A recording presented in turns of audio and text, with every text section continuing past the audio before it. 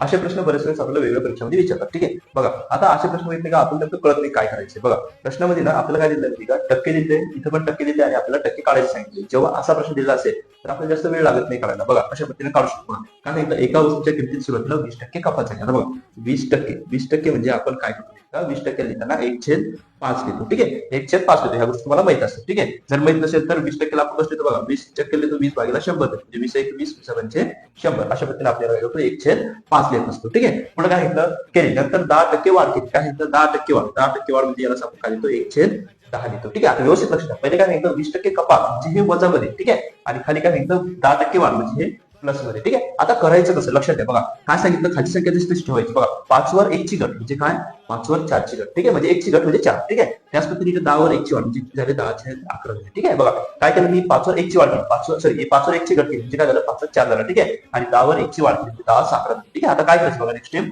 या दोघांचा करायचा गुणाकार.